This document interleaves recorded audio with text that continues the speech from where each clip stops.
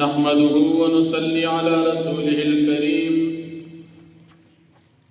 أما بعد فأعوذ بالله من الشيطان الرجيم بسم الله الرحمن الرحيم إنما حرم عليكم الميتة والدم ولحم الخنزير وما أهل به لغير الله صدق الله العظيم سورة بقرة دویم پارا یوسل دری اویایم آیت دی فمخی آیتونو کی اللہ پاک دا طرفنا حکم بیان شو چی تاسو حلال خوری اس پر آیتونو کی اللہ پاک دا حرام و منع ذکر کی اللہ رب العالمین فرمائی پتاسو باندی میں مردارا وینا او د خنزیر غوخه او د الله پاک نه علاوه د بل چا په نامې باندې منښتا دا مې په تاسو حرامه کړې او بیا فرمایي د ډېرې مجبورۍ تحت که چېرته تاسو وخوړه نو د هغې به اجازت وي بیا الله پاک د یهودیانو قباحت ذکر کوي چې د الله رب العالمین د کتاب تورات مسلې پټي او باغې باندې د خلکو نه اجرت او قیمت اخلي نو د دوی دپاره انجام بسوي تیسر په قیامت کې الله رب العالمین د رحمت کلمات نه استعمالوي الله پاک بدی د ګناهونو نه پاک نه کی د دوی د پاره په قیامت کې دردناک عذاب وي او دوی هدایت پری خودو گمراهی واخستا مغفرت یې پری خودو او عذاب یې واخستو نو دوی ځان ته په خپل باندې د جهنم اور خوښ او دوی ځکه د جهنم دا اور خوښي چې دوی اختلاف کې د دین ډېر لرې رسېدلي دا الله جل شانه د کتاب مقابله کې ډېر وړاندې تللی نو ځکه هدایت نه قبلي او گمراهي قبلي په دې آیاتونو کې الله رب العالمین فرمایي پتا سمې مردار حرام کړی مردار هر هغه زنده سر زناور ته وایي چې د شرعي طریقې نه علاوه مړ شي شرعي طریقه د حلالولو ده دې د حلالولو نه علاوه په بل طریقه مړ شو مثال یو څاروي د بیمارین عمده سے بغیر د حلالولو مړ شو یو څاروي اکسیډنټ وکړو او مړ شو شرعي طریقې نه علاوه مړ شو یو سړی یو څاروي په ډز باندې ولي او په هغې یې مړ کړو نو شرعي طریقه باندې دې مړ نشو په تیره سیز باندې حلال نشو نو دا به مردار اوس دغه مردار د دې به هغه سیزونه نشي خوړلی چې کوم سیزونه عام طور د څاروي استعمالي او کوم سیزونه چې استعمال کې د خوړلو وغیره نه راځي هغې استعمال به جایز وي لکه مثال د مردار ویښتو که څه کې استعمالې نو جایز د مردار اډوکي نو دا څوک نه خوري نو که ته استعمالې نو خیر دی د مردار وینه او غوښه دا عام طور استعمالیږي نو دا نجس او پلید دي د مردار واز دا چې د هغې نه خلک ډل وباسي دا نجس دي ځکه دا خلک خوري او عام طور پکې خلک کباب پخوي وغیره دویم نمبر هغه وینا چې هغه بېدونکې وي دې ځای کې راځي مطلقا وینا لیکن رستو په سورة الانعام کې راځي او دمم مسفوحه هغه وینا مرداره ده او پلیته ده چې هغه بېدونکې وي نو نه به خوري نه به څښي نه به خرڅې نه به اخلي او نه به خپل استعمال کی راولي ځکه دا نجس دي او که په دې د کوي پیسې ورکړي یا دې په وګټلي هغه حرام او نجس شوي دا چې خلک ویني خرڅول حرام د دې اجرت حرام. دریم شیز الله پاک ذکر کوي غوښې د خنزیر نو خنزیر مطلقا نجس العين د سر نه تر د خپې پورې ټول پلید دي. دې ځکه غوښه ذکر شوه ځکه عام طور د دې سارو مقصود خلک خوړل کوي د دې غوښې خوري نو غوښې حرام دي. نور عام طور خنزیر د نور سارو په نسبت ډیر بیکاره او د دې غوښه سرمن اډوکی ویښتو غاښونه نوکي ټول په ټول حرام او پلید دي. کدا نجس چیزونه په یو شیز کې استعمال شول او داغه غرض او صورت بدل شو نو اگر چې استعمال به جایز وي خو بیا هم تی نظر ساتل بهتر دي. لکه مثال دا سیزونه چا شیمپو کې استعمال په صابون کې استعمال کړ نو که یقیني درته معلومه وي نو بیا خو به استعمال او ځکه نجس پکې پلید پکې او کنه شکی خبره وا نو بیا هم بهتره د چې ځان تنا وسات. درې شو او سلورم د غیر الله په نوم باندې چې یو شیز قربان کړی شي. بابا صاحب لا یو سړی مثال غوایی بوتلو نو چې ته دی بابا صاحب دا غوایی بوزي نو که دا الله نوم دې په واقع بیا نجس او حرام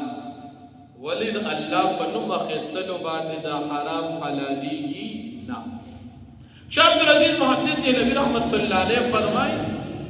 کدا غیر الله په نوم باندې او سیس چا وقف کو او بیا په الله نوم واخست په حلاله ولکه نو په دې حلاليږي نه. وې د دې مثال بدل شي لکه د خنزیر په مړی چې چاړه راکا نو خنزیر خاصم حرام دي چې چاړه راکا یو کله راکا کې کار پیدا کیږي د قشار د غیر الله په نوم باندې یو سړی د یو خان د یو مشر د یو ملک د عزت د پاره غته مثال چرګاله ګډوت علالي سیب را روان دی وغه مخه ته ګډلالو دا غد عزت د پاره دا ګډو دا چرګ حلال ول دی عزت د خان د پاره دا حرام دی او کچا حلال کده غسیز مردار دی عام طور خلق کوي سیب را روان پنیت د ثواب باندې چې ته اوس حلال کی ساروی حلالم د الله پنامه او ثواب یې مور پلار ته بخم دا خیر ثوابی مثال پلانی بزرگ تبخم خیر دی دا اللہ دا نامی بی علالی ثواب بی غطبخی او کنتوی چه ندا غپا نامو او دا اللہ نم بی اخلی نو پا دینو مخیستر دا حلالیگی نا.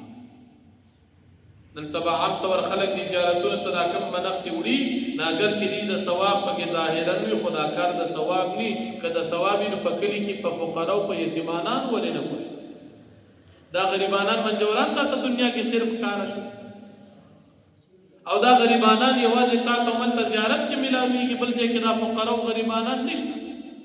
دې کې ستا مقصود ال توړل دار چې سیب قبر والا تزغبل پیغام ورسو چې سیب ګډ مې راوستي دیګ مې راوړې دا به نه خوري او زمونږ د باندې خلک زیارت نه لاړ شي و یاره بس دا تیار خوردر دا به خورده مخوره خورده کې نیت کسه شي دا دې چې د خوردي در تراره چې په دې کلی کې یتیمانان او غریبانان او مدرسې او جماعتونو دا نیکان مسلمانان دي تخاریدل نه کسه دې کې د خوراک کول نه ځان پکار دي انسان ځان وساتي. یو انسان ډیر مجبور شو چې بیخل د لوګي نمبري د د پاره د حرام شیزونه خوړل جایز خو څومره بخوري بقدر ضرورت چې ځان په د مړ کېدون بچي دونه بنخوري چې اسیم اجازه ته خډې راوخلنا دومره خو چې بس د مرګ بچي دا حرام مردار شیزونه دي صرف تاسو اجازه د مړ کېدون د بچ کېدون لپاره او شنور اجازه نشته. او بیا د يهودانو قباحت دو چې د دې کتابونو کې تورات انجیل کې د نبی عليه السلام چې کوم صفات د اخر زمانه د پیغمبرو دی باغ پټول او په دې پټول به د خپل مشرانو د پیسې اخیستي الله پاک د دې قباحت او سزا ذکر نن سبا بعض خلک قرآن کریم آیت بوي او مسئله به غلطه ثابت د یو غلط مسئله او د غلط حکم د پاره آیت را ګرځي او باغې به د خپل مشر نه داد او شاباشي اخلي دا حرام دي. دا طریقه د يهودو کم چیز چې د قرآن سره موافق دی هغه کې استعمال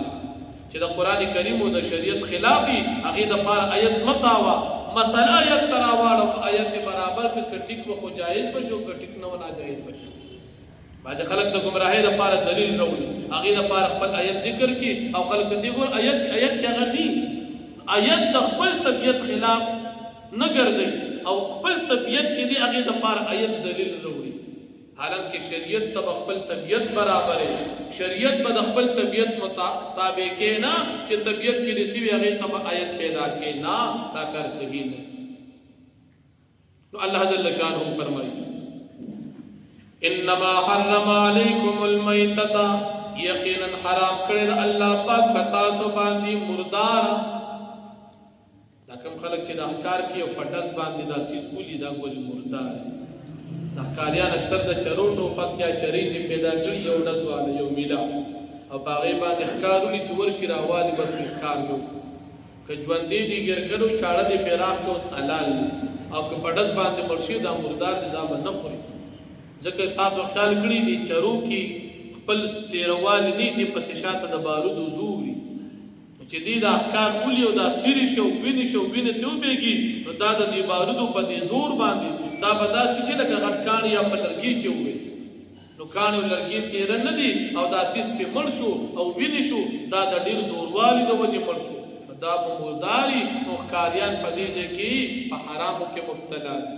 हाँ का पतीरे सिस मिसाल पे चाड़ दिखकार विष्टो या बबल दासी तीरे सिस दिखकार विष्टो दागी न वजह मर्शो नखकार दे हलाल दे पतीरे सिस लगे दले वद्दम او حرام کړ الله پاک پتا سو بیدن کی وینا دا باج خلق وینا گرم اوس کی وی دی کډه پیدا را وینا مردار داسکل داسی دی لکه تشو د اسمات چې ځانته سړی بوتل کې واچي هغه سوکنس کی مرداری دا مردار کچھ سو کس کی داغی طبیعت مردار جوړ شي هغه احساس د دې نکی. ولحم الخنزير وخد خنزير د سر نخبو پر ټول پټول پلیت دی یو سیس به استعمال کې نه راولي خو په دې کې مقصود د ډیرو خلکو وخوي د دې وجه الله پاک وخت ذکر کړ. وما اهل به لغیر الله او غسید چې باغې باندې نوم واخیستل شي د غیر الله په تعظیم باندې وقف کړی شي. فمن اضطر غیر باغ ولا عاد پس چې مجبور شو دی نوی طالب د خوند دلوګي مړکیږي او سیس خوري مردار او خوان پناخي ولا عاد او نوی زیات وړونکي دومره خوري چې بس د مرګ نه بچي فلا اثم علیه نو په د باندې ګناه نشته. یو سړی مړکیږي سوا د مردار د مرګ نه بچ کېدو سره ملاوي بیا خیر شریعت اجازه درکې ځان د مرګ نه بچ کا خدا سے باندې کې چې بیا ځان مړ نه صرف ځان بچ. ان الله غفور رحیم بشک الله پاک بخون کی مہربان دی. ان الذين يكتمون ما انزل الله من الكتاب يقرنا کسان چاغي پټي احکامات هغه صفات چې الله پاک نازل کړی دي په کتاب تورات انجیل کې ويشترون به ثمنا قليلا او دی اخلی پدی پټولو د حق مسلې باندې قیمت کم اولئک دا کسان چې ما یاکلون فی بطون من النار دین داخلي په خپل ګیډو کې مگر اور د جهنم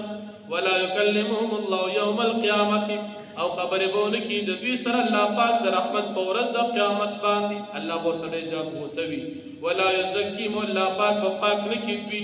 ولهم عذاب الیم د دوی د پاره عذاب دردناک وي. اولئک الذين اشتروا الضلاله بالهدى دا خلق دي چې دی وکړه له گمراهی په هدایت مقابله کې والعذاب بالمغفرة او عذاب وکړه په مقابله د بخنه د مغفرت کې. فما اصبرهم على النار پس ناشنا کاد چې دی صبر کې په اور باندې اور اخلی او رحمت پریږي. ذالک دا زکا بان الله نزل الكتاب بالحق چې بشک الله پاک نازل کړی د قران کریم بالحق د پاد اظهار حق. وان الذين اختلفوا في الكتاب او یقینا کسان چې اختلاف کوي په کتاب تورات انجیل زبور کې